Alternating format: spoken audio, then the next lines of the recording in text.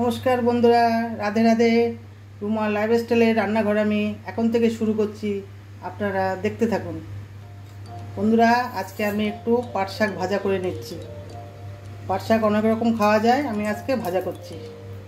তেল দিয়ে দিলাম, একটু কালো জিরে দিয়ে দিলাম,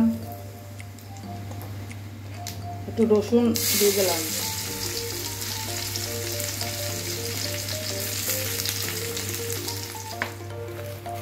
একটু শুকনো লঙ্কা দিয়ে দিলাম, গোটা শুকনো লঙ্কা।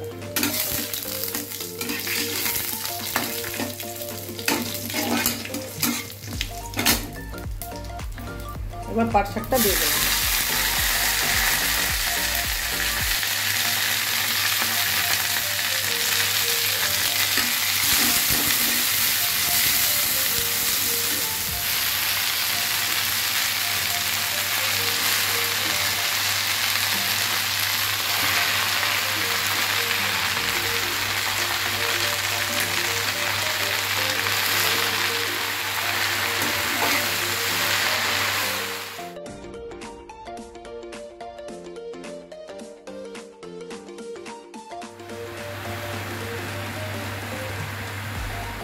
একটু স্বাদ মতো নুন দিয়ে দিলাম, একটু হলুদ গুঁড়ো দিয়ে দিলাম,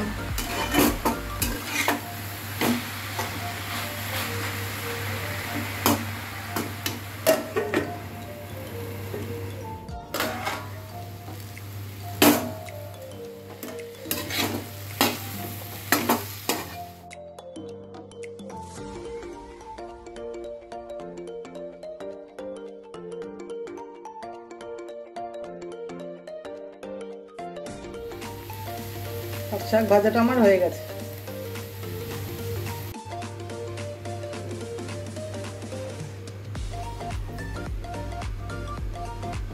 পাট শাক ভাজাতে কাঁঠালের দানা থাকলেও দেওয়া যায়, আমার কাছে ছিল না তাই আমি দিইনি।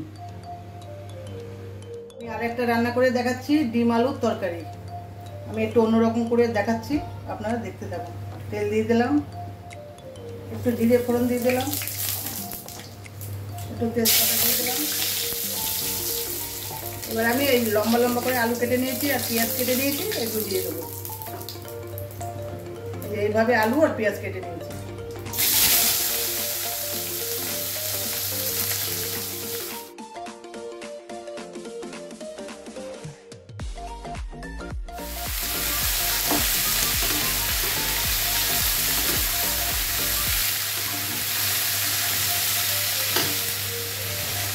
স্বাদ মতো নুন দিয়ে দিলাম,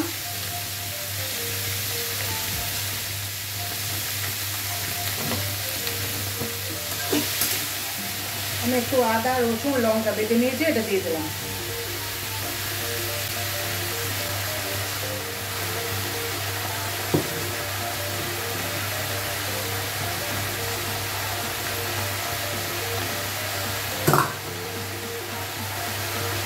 একটু হলুদ গুঁড়ো দিয়ে দিলাম,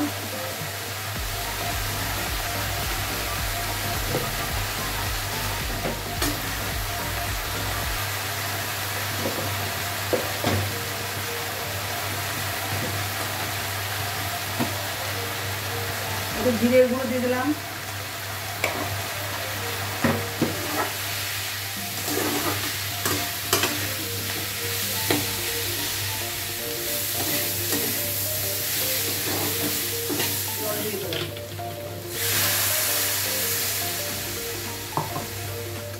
একটু গরম মশলা গুঁড়ো দিয়ে দিলাম,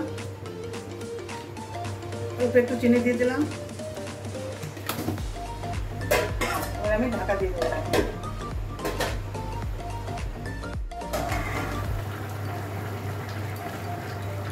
ডিমগুলো ধুয়ে নিয়েছি, এবার ডিম ভেঙে দেবো।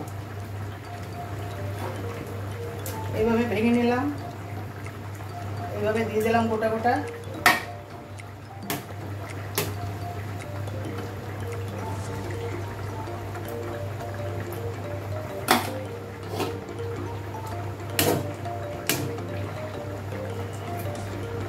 মাথাটা ভেঙে দিয়ে দেবো। এর উপর থেকে আবার একটু একটু নুন দিয়ে দেবো, আবারও ঢেকে দেবো। নাড়া দেবো না।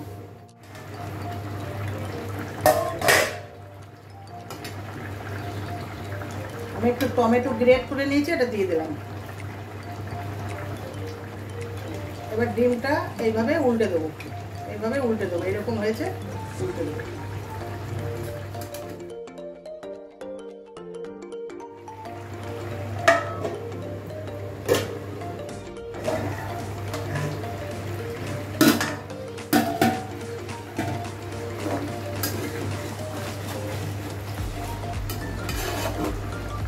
নামানোর আগে একটু ধনেপাতা দিয়ে দেবেন।